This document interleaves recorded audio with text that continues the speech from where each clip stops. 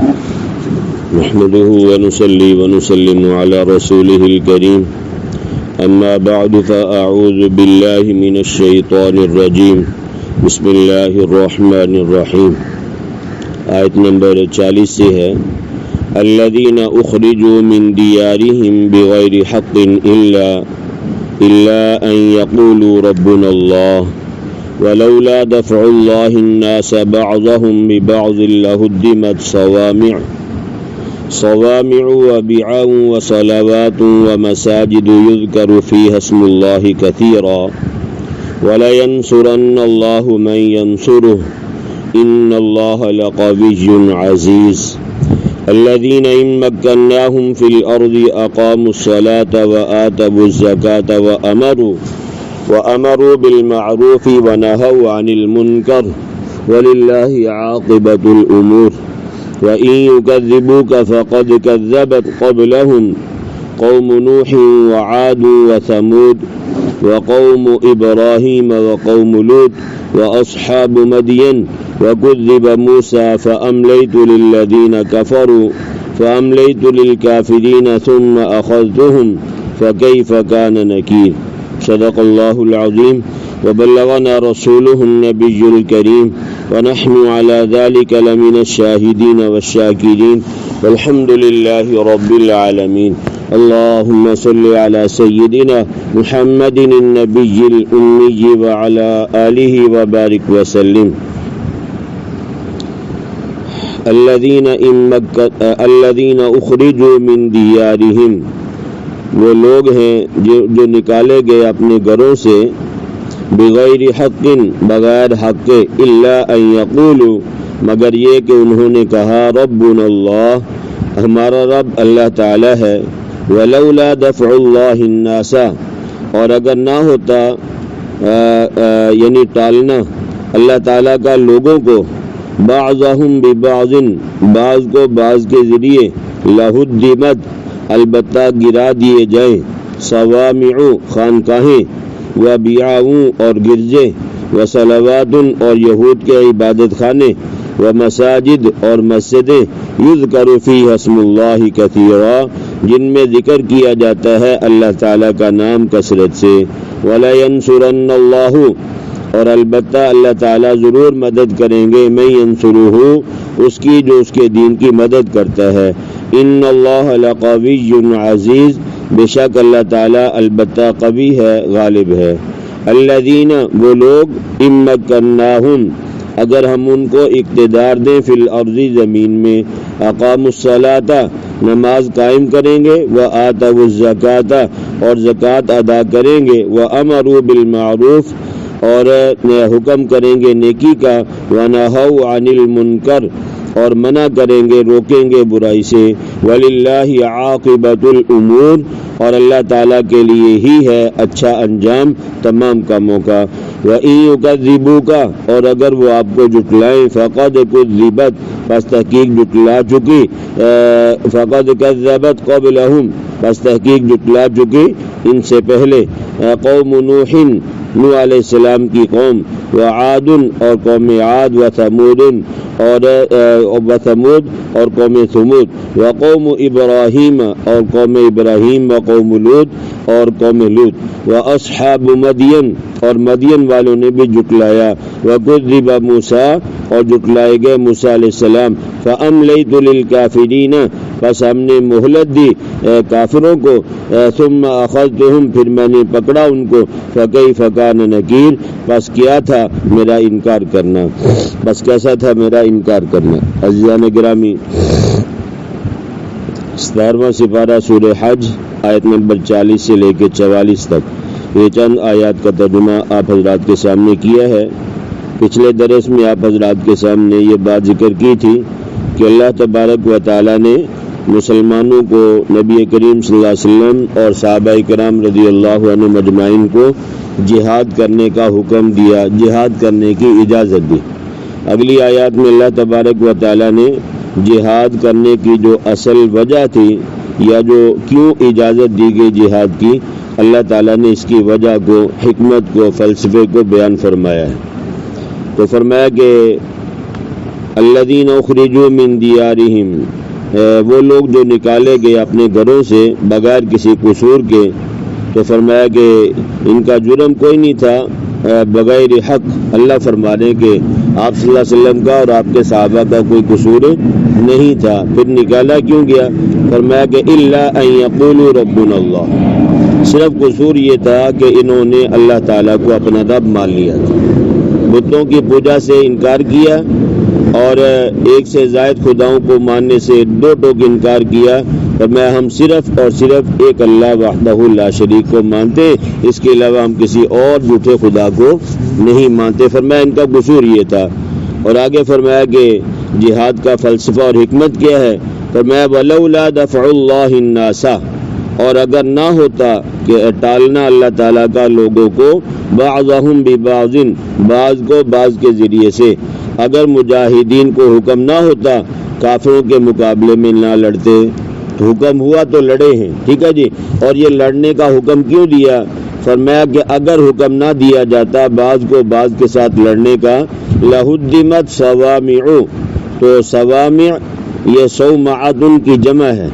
نبی کریم صلی اللہ علیہ وسلم کی بعثت سے پہلے عیسائی مذہب سچا تھا، تو نیک دل عیسائیوں نے کلیاں جھونپڑیاں بنائی ہوئی تھی جنگلات میں، ان میں بیٹھ کر وہ اللہ اللہ کرتے تھے، لوگوں سے تنگ آ کر الگ تھلگ بیٹھ کر وہ اللہ اللہ کیا کرتے تھے، وہ ان کی خانقاہیں تھیں، ان کو صومعہ کہتے تھے۔ فرمایا کہ اگر اللہ تعالیٰ جہاد کا حکم نہ دیتے تو ان کی جو جھونپڑیاں تھیں یا ان کی جو خانقاہیں تھیں وہ کیا کر دیتے بھائی؟ گرا دی جاتی۔ جب کافروں کو ہولڈ ملتا ہے تو وہ مسلمانوں کی مقدس جگہوں کی بے حرمتی کرتے ہیں، ٹھیک ہے جی۔ فرمایا کہ اگر جہاد کا حکم نہ دیا جاتا تو اس وقت جب عیسیٰ علیہ السلام موجود تھے، ان کا مذہب سچا تھا، حق تھا، تو فرمایا اس وقت ان کی خانقاہوں کو گرا دیا جاتا اگر جہاد کا حکم نہ دیا جاتا۔ فرمایا کہ وہ بیعن، اور بیعن یہ بیعتن کی جمع ہے، اس کا معنی ہے گرجے۔ نبی کریم صلی اللہ علیہ وسلم کی بعثت سے پہلے میں نے عرض کیا کہ عیسائی مذہب سچا تھا اور پھر یہودی مذہب بھی سچا تھا، تو فرمایا گرجے گرا دیے جاتے، وصلوات، اور یہودیوں کے عبادت خانے بھی گرا دیے جاتے۔ تو جہاد پہلے بھی تھا، اگر جہاد اپنے دور میں نہ ہوتا تو نیک دل عیسائیوں کی خانقاہیں، گرجے اور یہودیوں کے عبادت خانے اللہ پاک فرمانے وہ کیا کر دیے جاتے بھائی؟ گرا دیے جاتے۔ جب کفر کو ہولڈ ملتا، ان کو اقتدار ملتا، تو وہ یہودیوں کے عبادت خانے، عیسائیوں کے عبادت خانے اور خانقاہوں کو کیا کر دیتے بھائی؟ گرا دیتے۔ اس لیے اللہ تعالیٰ نے جہاد کرنے کی اجازت دی۔ ومساجد، اور اس دور میں فرمایا مساجد کو گرا دیا جاتا۔ زیادہ دور جانے کی ضرورت نہیں ہے، 70-80 سال پیچھے اگر آپ جائیں گے تو وہ علاقے جو دین کے مرکز گنے جاتے تھے اور حدیث و فقہ کے امام ان علاقوں میں تھے، جیسے امام بخاری ہے، امام ترمذی ہے، امام نسائی ہے، امام ابن ماجہ ہے، ابو داؤد شریف کے امام ہیں، یہ جو 5 امام ہیں، یہ سیاستہ کی جو 6 کتابیں ہیں ان میں سے صرف ایک کتاب امام مسلم، یعنی جو مسلم شریف ہے، ان کے جو مصنف امام مسلم ہیں یہ عرب کے علاقے کے رہنے والے تھے، عربی تھے، ٹھیک ہے بھائی۔ ان کے علاوہ جو 5 بڑی کتابیں حدیث مبارکہ کی لکھی گئی ہیں، یہ 5 کے مصنف سمرقند بخارا کے رہنے والے تھے، عرب نہیں تھے، سمرقند بخارا کے رہنے والے تھے۔ تو فرمایا اتنے بڑے بڑے علاقے جہاں اسلام کا مرکز تھا۔ اسی طرح ہدایہ کتاب ہے فقہ کی بہت بڑی، قاضی خان رحمہ اللہ نے لکھی ہے، یہ سارے کے سارے اسی سمرقند بخارا کے رہنے والے تھے۔ تو روس نے ان علاقوں میں 50,000 مسجدوں کو شراب خانوں میں تبدیل کیا تھا، ٹھیک ہے بھائی۔ جس وقت روس والوں کو اقتدار ملا نا، تو عام علاقے جہاں جاہل لوگ یا مسلمان یا نمازی رہتے، وہ ان علاقوں کی بات نہیں کر رہا۔ فرمایا سمرقند بخارا بڑی بڑی احادیث کے مصنف وہاں پہ رہنے والے تھے، لیکن جس وقت کفر کو اقتدار ملا، ہولڈ ملا، تو انہوں نے ان علاقوں کے 50,000 مسجدوں کو شراب خانوں میں کیا کر دیا بھائی؟ تبدیل کر دیا۔ تو فرمایا کہ اسپین میں بھی یہی ہوا، بوسنیا کا بھی یہی حال ہے۔ تو یہاں بھی مسلمانوں کے خلاف کفر کو اقتدار ملا ہے، انہوں نے مسلمانوں کی عبادت گاہوں کو کیا کیا بھائی؟ کہیں یہ رپورٹیں ملتی تھی کہ مسجدوں کو اسدبل یعنی گھوڑے باندھنے کی جگہوں میں کیا کر دیا گیا بھائی؟ تبدیل کر دیا گیا، یہ اسی صدی کی باتیں ہیں، بہت دور جانے کی بات نہیں ہے۔ تو جب جہاں بھی مسلمانوں نے یعنی مقابلہ کیا، ڈٹ کے جہاد کیا ہے، وہیں پہ اسلام اور شعائر اسلام زندہ رہے ہیں، محفوظ رہے، اور جہاں پہ یعنی جہاد نہیں کیا گیا وہاں پر یہی معاملہ ہوا ہے۔ آج بھی دیکھ لیں کہ ہمارے ہاں کتنے لوگ ہیں، کتنے ہمارے افسران بالا ہیں جو پاکستان میں نماز کے 5 وقت پڑھنے کے علمبردار ہے کہ اس بات پہ آواز اٹھائی جائے، سارے لوگ نماز کے وقت دکانیں بند کر کے نماز پڑھنے جائیں۔ آپ نے کسی وزیر اعظم یا صدر کی زبان سے یہ بات سنی ہے بھائی؟ عمومی طور پہ اس کی طرف کوئی بھی نہیں آتا، حالانکہ جب تک اسلام نافذ نہیں کیا جائے گا اس وقت تک کبھی بھی ملک ترقی نہیں کرے گا۔ جس نے انسان کو بنایا ہے وہ انسان کے مزاج کو زیادہ سمجھتا ہے، تو اللہ تبارک و تعالیٰ نے انسان کو بنایا اور انسان کی رہنمائی کے لیے قرآن کریم اور اسی طرح نبی پاک صلی اللہ علیہ وسلم کی ذات مبارک کو ہمیں دیا ہے، ٹھیک ہے بھائی؟ تو جب اگر صحابہ کو دیکھا جائے، بگڑے ہوئے لوگوں کو انقلاب پہ لانا اور پوری دنیا، آدھی دنیا سے زیادہ اسلام کا پرچم بلند کرنا، امن و امان سے خطوں کو بھر دینا، ان لوگوں نے کیا کیا تھا؟ یہ شریعت کو اپنے اوپر نافذ کیا تھا، روئے زمین پہ اللہ اور اس کے رسول کے حکم کو نافذ کیا تھا۔ جہاں چوری کی جاتی وہیں ہاتھ کاٹے جاتے تھے، ٹھیک ہے بھائی؟ جہاں زنا ہوتا وہاں سنساری کا معاملہ ہوتا، جہاں قتل ہوتا بدلے میں کیا کر دیا جاتا بھائی؟ قتل کر دیا جاتا تھا۔ تو دیکھتے ہی دیکھتے ہر طرف امان اور اسی طرح ہر طرف سکون کی فضائیں قائم ہو چکی تھیں۔ آج بھی اگر ہمارے ارباب اقتدار اس میں طرف آ جاتے ہیں تو بڑی ہی جلدی ہمارا ملک بھی ترقی کرے گا، لیکن یہ کہ جب سے بنا ہے اب تک اس طرف کسی نے بھی نہیں سوچا۔ سود کا دورہ ہے، اپنے ملک سے بھی ختم نہیں کیا جا رہا ہے۔ تو کیا آپ کا کیا خیال ہے کہ جب مسلمان اللہ اور اس کے رسول کے خلاف جنگ کر رہا ہے تو مسلمان کبھی جیت سکتا ہے بھائی؟ جو بھی اللہ اور اس کے رسول کے ساتھ جنگ کرے گا اللہ کے اوپر یا اللہ کے رسول پہ کوئی غالب نہیں آ سکتا۔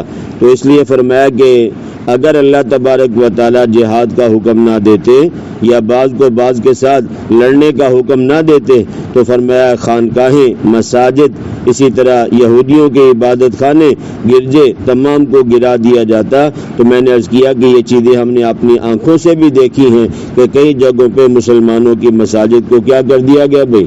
گرا دیا گیا۔ اپنے ملک میں اس دور میں بھی کئی جگہوں پہ مسجدوں کو حکومت نے کیا کیا بھائی؟ گرایا ہے۔ اگر وہ جگہ حکومت کی ہے مان لیا ٹھیک ہے بھائی، لیکن اس کے نعم البدل حکومت کو جگہ بھی تو دے سکتی ہے نا بھائی۔ اگر فوجیوں کو مربع کے مربع الاٹ کیے جاتے ہیں تو مسجد کے لیے 10 مرلہ یا کنال جگہ دینا حکومت کے لیے کیا مشکل ہے بھائی؟ کیوں جی؟ لیکن یہ کہ گرا دی گئی، کتنی مسجدیں گرائی گئی ہیں۔ تو فرمایا کہ یذکر فیہا اسم اللہ کثیرا، اور یہ مسجدیں وہ مقام ہیں جن میں ذکر کیا جاتا ہے، اللہ تعالیٰ کا نام کثرت سے لیا جاتا ہے۔ ان عبادت خانوں میں بھی اپنے دور میں اللہ کا نام لیا جاتا تھا۔ فرمایا وَلَا يَنْصُرَنَّ اللَّهُ مَن يَنْصُرُهُ، اور البتہ اللہ تعالیٰ ضرور مدد کریں گے اس کی جو مدد کرتا ہے اس کے دین کی۔ لام بھی تاکید کا ہے اور نون بھی تاکید کا ہے کہ اللہ تعالیٰ ضرور مدد کرے گا ان کی جو اللہ تعالیٰ کے دین کی مدد و نصرت کرتے ہیں۔ افغانستان والوں نے اللہ کے دین کی مدد کی ہے، اللہ نے ان کی مدد کی۔ کیوں بھائی؟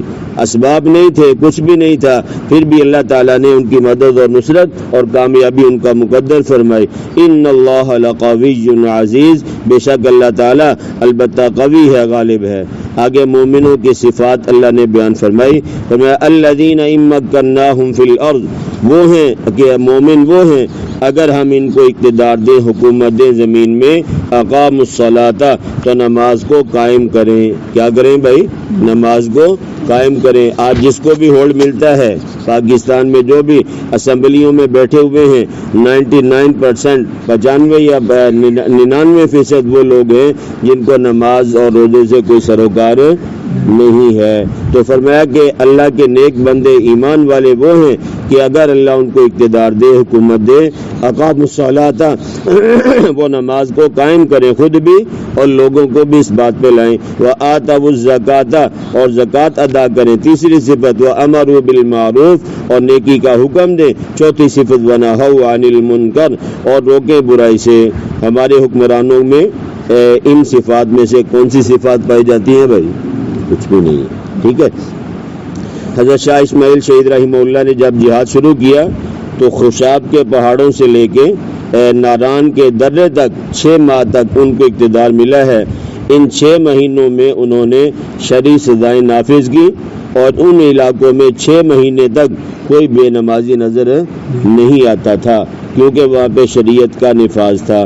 اور آج کیا ہوا، جب اقتدار ان کے ہاتھوں سے، علماء کے ہاتھوں سے نکل گیا، آج پورے پاکستان میں کیا ہو رہا ہے، یہ آپ سے کوئی بھی ڈکی چھپی بات نہیں ہے۔ وَلِلَّهِ عَاقِبَةُ الْأُمُورِ اور اللہ تعالیٰ ہی کے لیے ہے اچھا انجام سب کاموں کا، سب کچھ اللہ تعالیٰ کے قبضہ قدرت میں ہے۔